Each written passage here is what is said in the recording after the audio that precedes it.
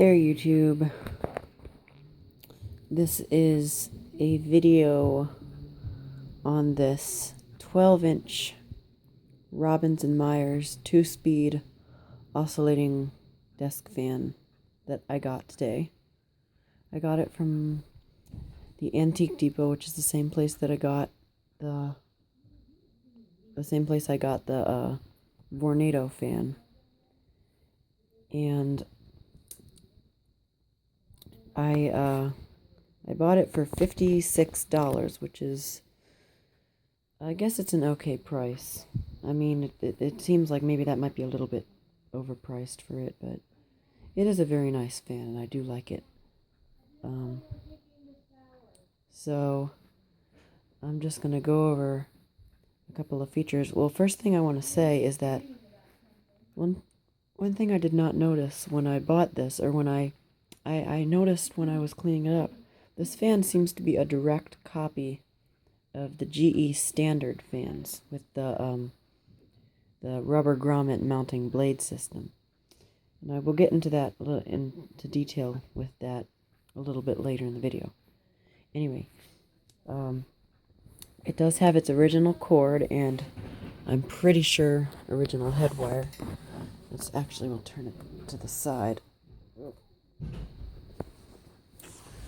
Well, it is, the blades are black, and the entire fan is actually, or the base and the motor housing are a very dark gray, almost black. So yeah, here's the head wire, and here's the cord, and then the plug is right here. I'm gonna get it out of there. I'm not sure what brand plug this is, because let me put it down here. It's got sort of an L or G. I don't know if that's an L or a G. So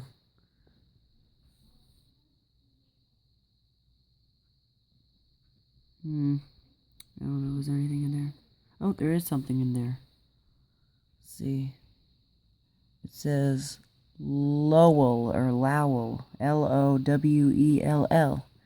Never heard of that brand. I thought that it was made by GE when I first saw it, because I saw a G, or I saw some squiggly lines, and I thought it might be a GE logo. But so the cord is made by Lowell or Lowell. I don't know how to say that, but there's a little tag right here, an inspection tag. Right here it says inspected J462. So, or J-462. I don't know if that's a date or not. I don't think it is, because this 1962 seems like a little bit, it seems like this fan's older than that. I don't know, but let's plug it back in. It is a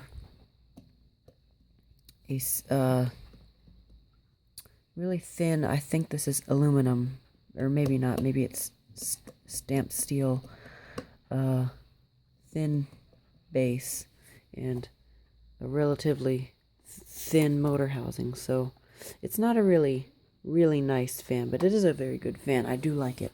It's got aluminum blades and a wire cage. The cage is chrome. It's the only chrome thing on this fan, other than the screws, of course, which aren't really chrome. They're just a metal color. The switch is on the back here. It is a 2-speed fan. I'm not quite sure if it's, I don't think there's, I'm not sure if there's a speed coil in here or anything, because there is if I tilt the fan over, we look at the bottom, there's a plate there, so I'm not sure if that's a speed coil, like a resistor, or not, because there's a bunch of wires in there. You can't really see it, but that might be just for the head wire. Now, it does have rubber feet, but it is missing a rubber foot right here. So I'll probably be able to find some sort of rubber stopper or something to put on there. And there is a hole for mounting it, for wall mounting. Of course, like on the Westinghouses, you have to take the base off and flip it around to mount it on the wall. Now here's the thing. I don't know what model this is because I'm pretty sure that this is where a tag would be, or once was, and as you can see, there is no tag there. So I do not know what model this is. If anybody knows what model this is, I'd be very, very appreciated, but for now this is going to be one of those no information available fans.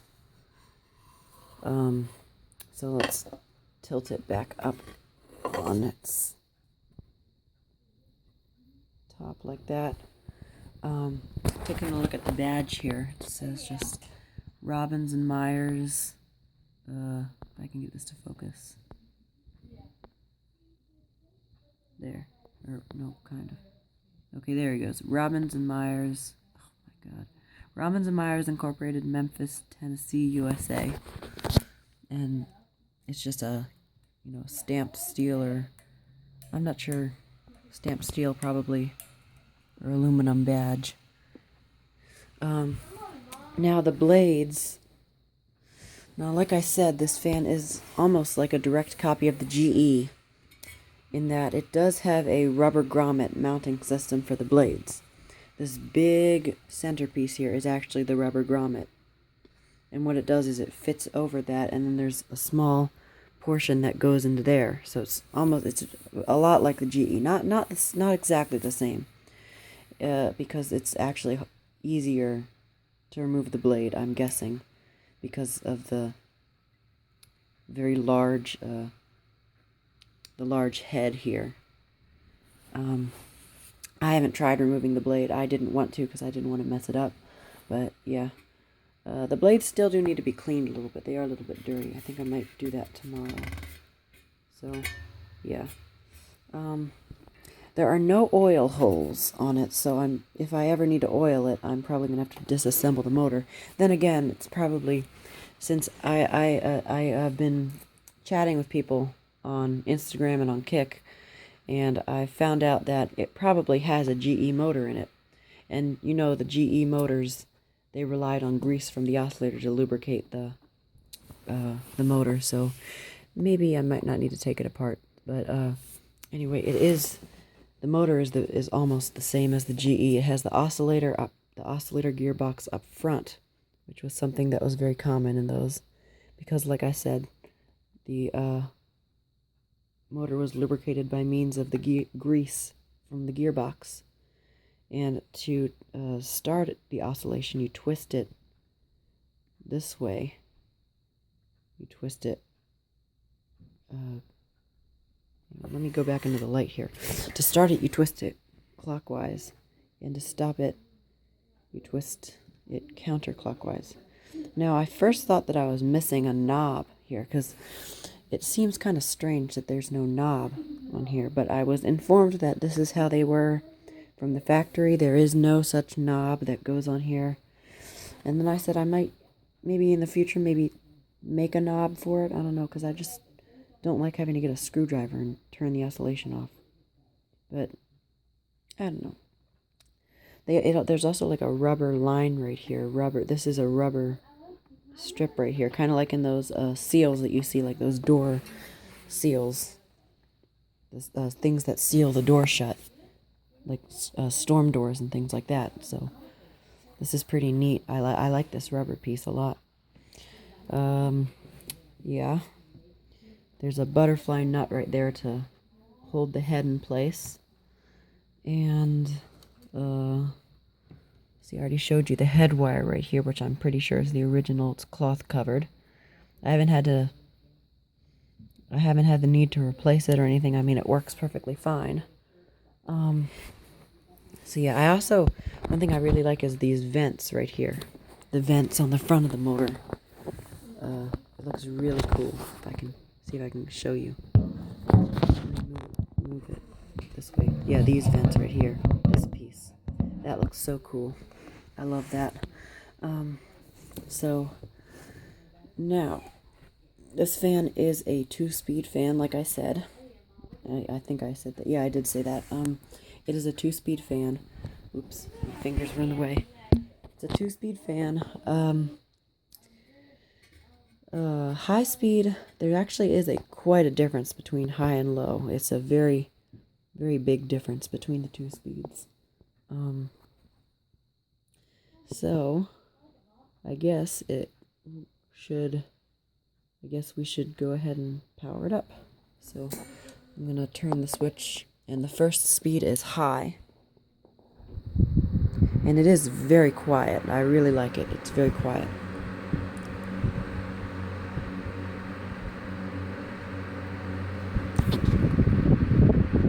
It blows a lot of air too. Despite having the blades not be pitched, the blades aren't pitched that far. It does move a lot of air, and I like it a lot. Okay, now let's turn it down to low. And like I said, there is a very big difference between high and low, which is what I really like about this fan. Low goes pretty slow, actually. I really like that. It has a nice slow low. It's very quiet too. It's still blowing a good amount of air.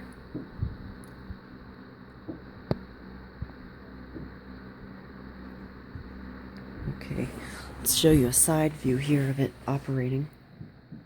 I guess that kind of gives the effect. Now I'll turn it off.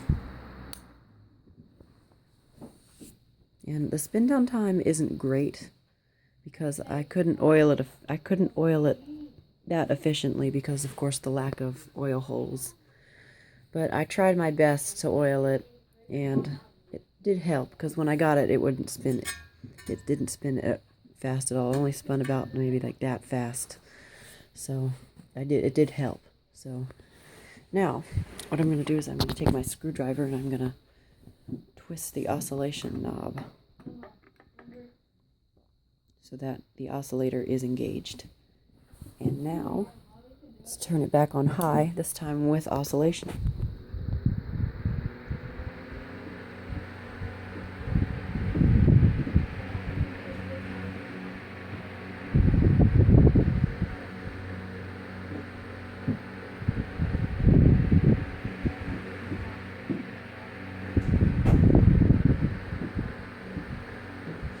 I got really lucky that the oscillator works because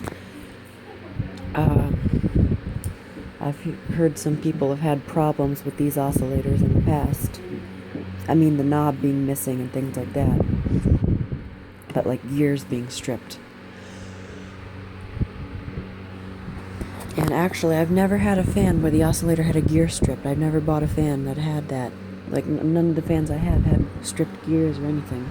And I got really lucky with the Vornado's oscillator because those bursted made oscillators, they can have a lot of problems, you know, with the spacer going missing and things like that.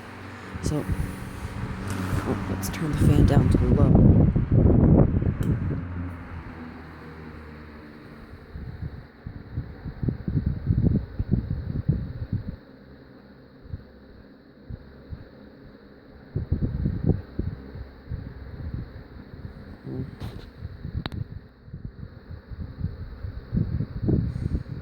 I really like the speed of the oscillation sweep on low. It's a nice, not too fast, but, you know, it's just fast enough.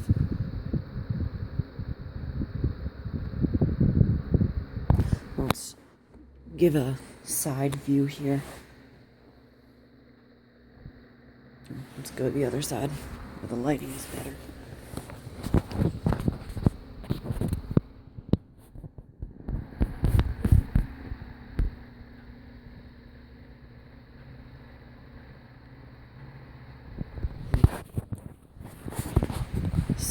So, now let's stop the oscillation. Stop the oscillation. There. Move it back to the center and shut it off. Wait for it to spin down. And there it is. Okay. So overall, this is a pretty neat fan. I mean, I did not expect it to be a GE, almost direct rebrand of a GE, because as you can see, it is completely different. The style, everything, the base, the neck is completely different. I did not expect that. It was quite a surprise I got. So, I guess that's it for this fan video. Thank you for watching, and there will be more to come.